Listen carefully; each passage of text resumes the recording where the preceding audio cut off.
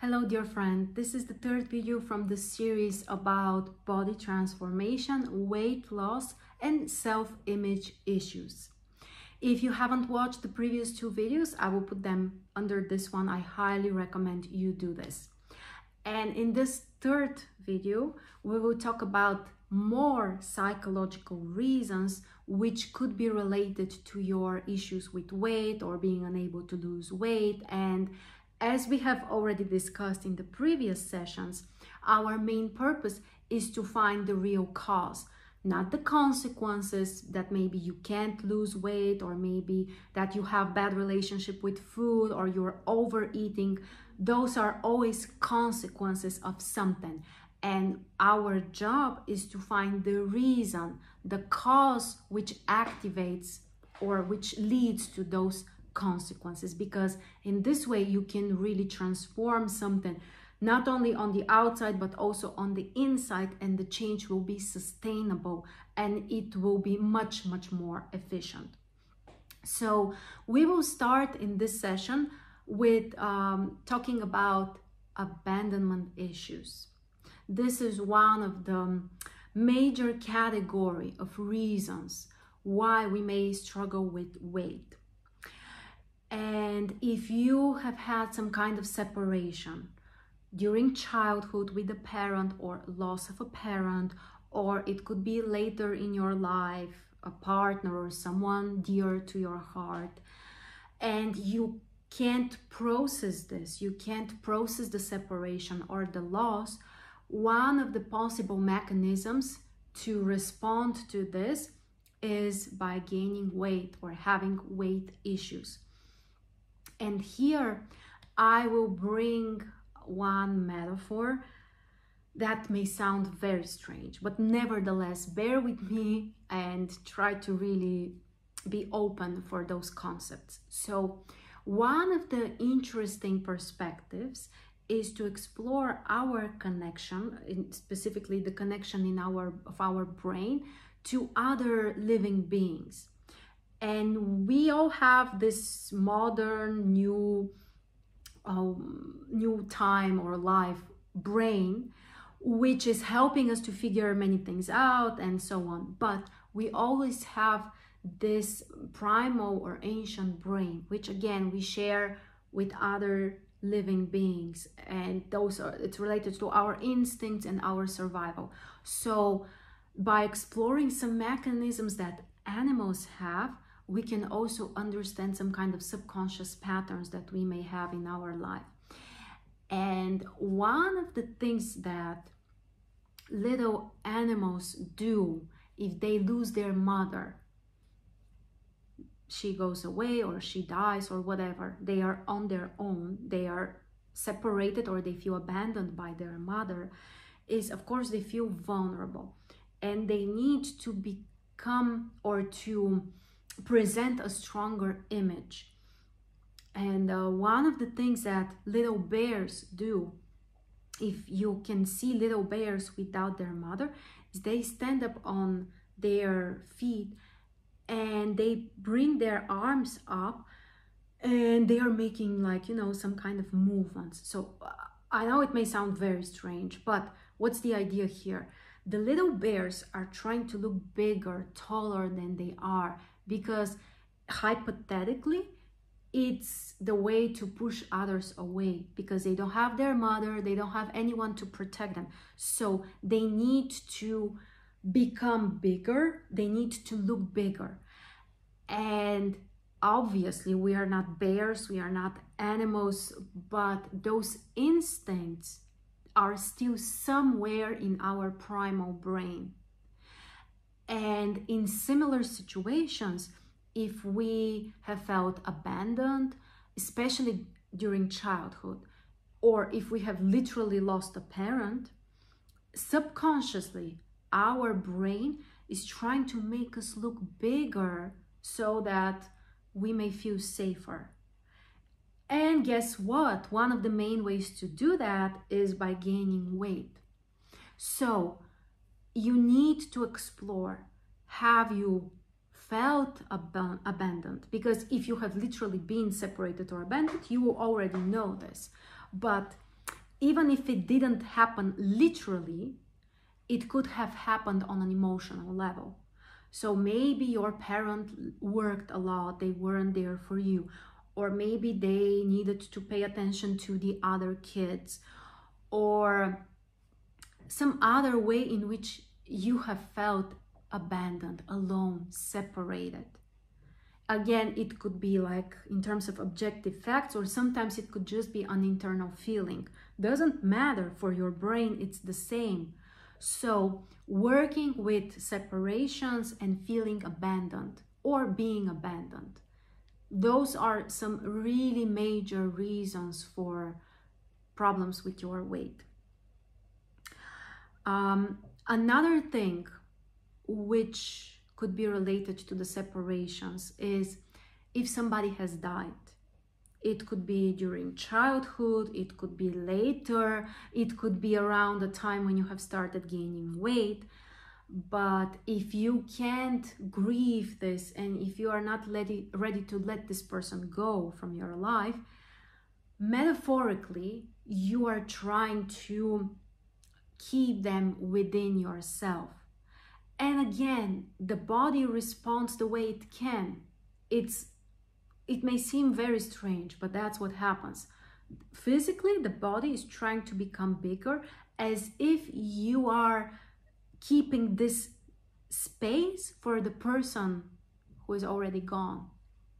So if you haven't grieved or let someone go, someone who has already passed away, then this can also trigger weight loss issues. This also applies to abortions. Women who have had abortions, or if your mother has had an abortion before having you, this can also be a subconscious mechanism. It's like still trying to keep this space within you for the dead person or the unborn soul, or whatever you want to call it. So this is also a very common issue. And it's, again, obviously very subconscious, because rationally, of course, you understand, well, I miss the person, I can't handle with the grief, but I understand physically they are not with me. Yes, physically you understand with your mind, consciously, but subconsciously, you are trying to kind of like keep them close to you by also providing this space within you. So very often there is history of abortions, lost babies. It could be yours, or again, brothers and sisters, or in the family system. So if women or other people in your family, it could be many generations before you, but if there are many kids who have died or lost babies, or losses generally that were not processed, then subconsciously you are trying to have the body of two. You might be trying to eat for two. You know this expression, it's very popular. Pregnant women are eating for two. But also if you're trying to keep someone or try to make them stay, this can activate the same mechanism, like feeling the need to eat for two, or to have the weight for two, or the body for two. Sometimes there could be other mechanisms, like also being busy for two, or all other stuff. But that's a major thing. So family history, your own history of separations, losses, and feeling abandoned. Very big topics that could either trigger your weight issues or sabotage fixing the weight issues.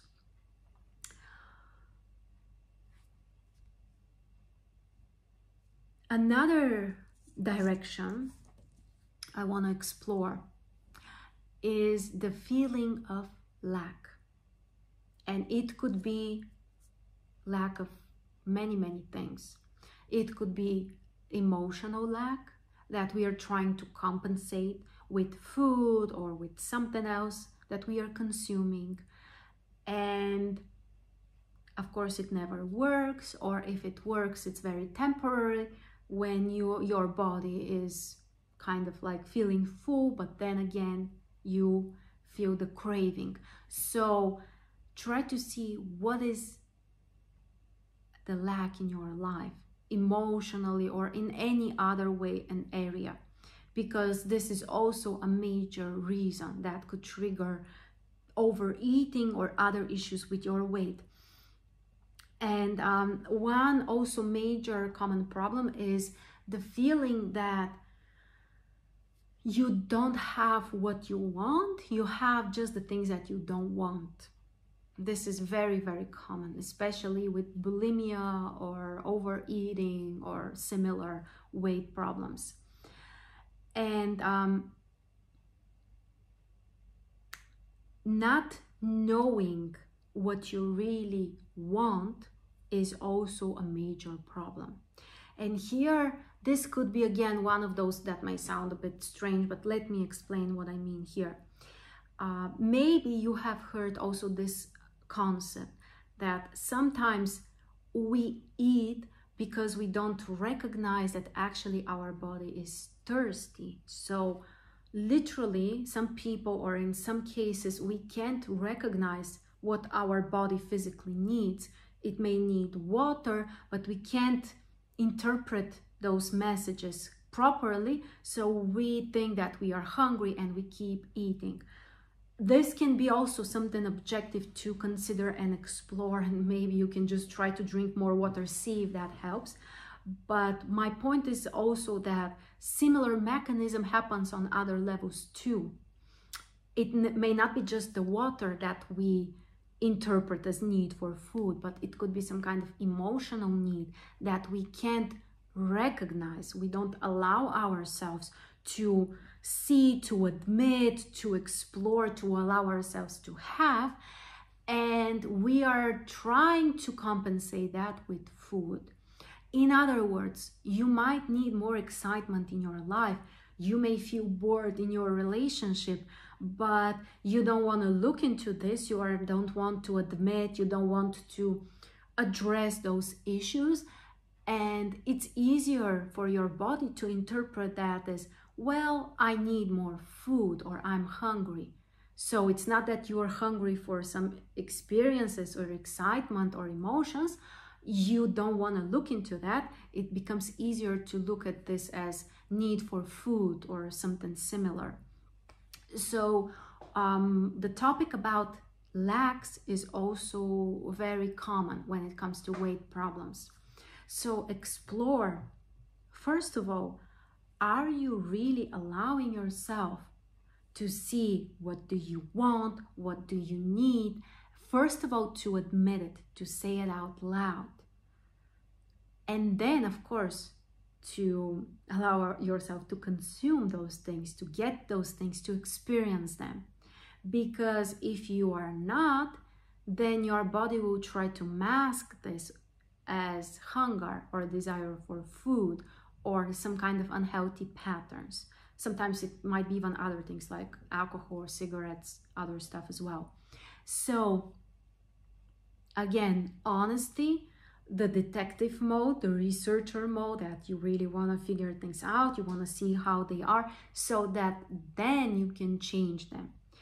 And as soon as you realize what is this that you are craving for, what is this lack, what is not enough in your life, and you start to make small steps in this direction, you change this, you work on this, all the other stuff will change. Your eating habits, your need for food, your hunger, your weight, how you feel about yourself, how your body looks, all of this will come naturally. So here, of course, there could be many taboo topics, things that might have been forbidden or judged when you were young or a kid, and because of that it creates this mechanism to protect yourself or to block those desires. So usually we need to dig deeper to find those, but it's a pretty common scenario that there is some kind of lack that you are not allowing yourself to fulfill, or some kind of desire, and often you don't even see it. Just again, like the example with water and food. So when you work with this, many things will change.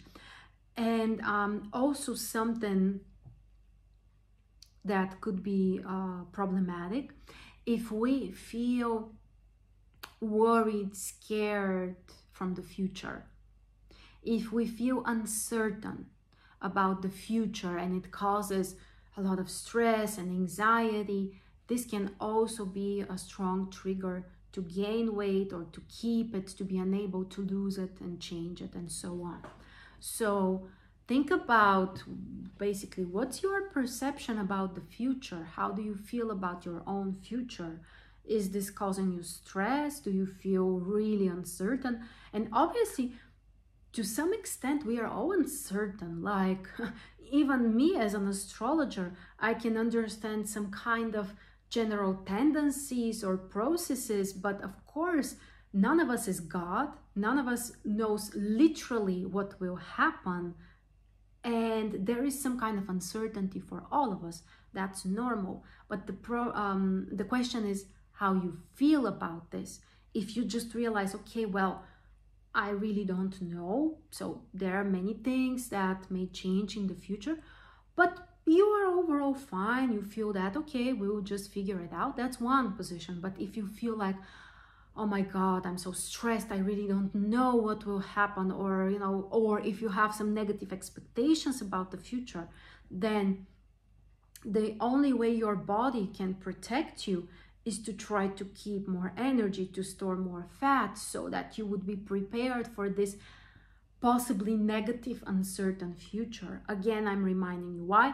Because for the ancient brain, for ancient people, the main problem was literally lack of food and their life being in danger because of that. So nowadays, it could be many other things. It could be that, I don't know, maybe you need to change something about your hobby, or maybe you won't go to this second vacation to the Maldives, or who knows, you know, something which is not about literally being in danger, but for your primal brain, it may feel equal, or that's how it might be interpreted. So your feeling, your expectation about the future can also play a major role. Here, another interesting example related to the animal world. Because again, there are instincts that we share as living beings. And one of them is related to birds which are migrating. You know that there are particular types of birds that are moving when it becomes winter. They move to warmer places where there is food and so on. So they are going through this migration process. And for them to make those shifts, obviously it takes a lot of energy. So they are storing energy. Literally, they need to store more fat so that they can prepare for this migration.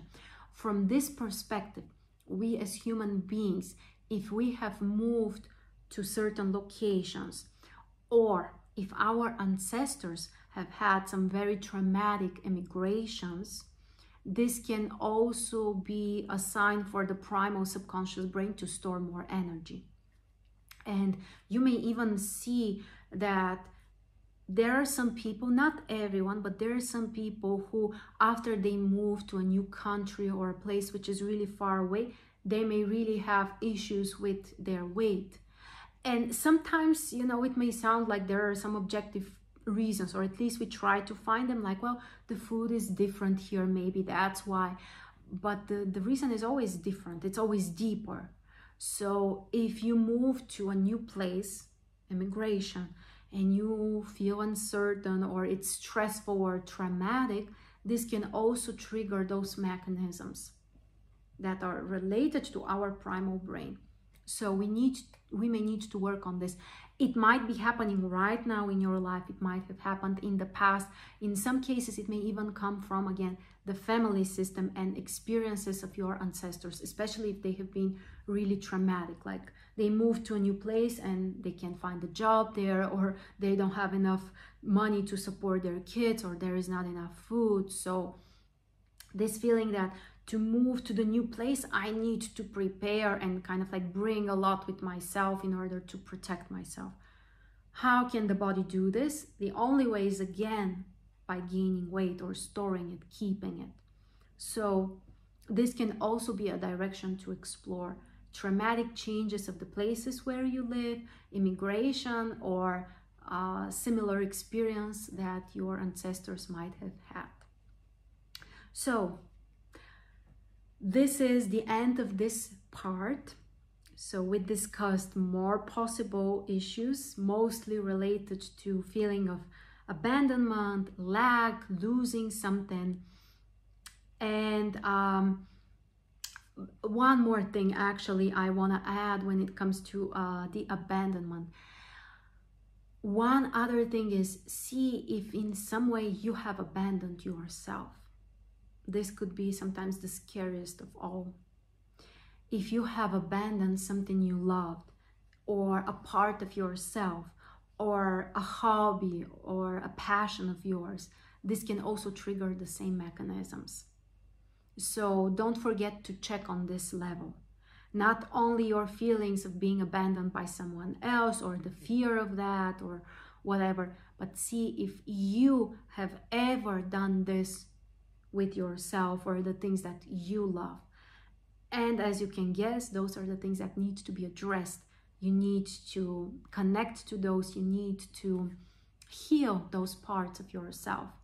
And all of those things that we are discussing in those videos, of course, they are educational, but the main idea is to support you to make the changes, to find those reasons, to understand what you need to heal. Then the healing is absolutely possible. It may take some time, or it may happen really fast, it depends. But the important thing is that there is a way out of here. There is a solution. So stay positive, stay curious, and be open to transform your life for the better. Thank you so much for joining me. The upcoming videos will be available later underneath this one, and I can't wait to continue this journey with you.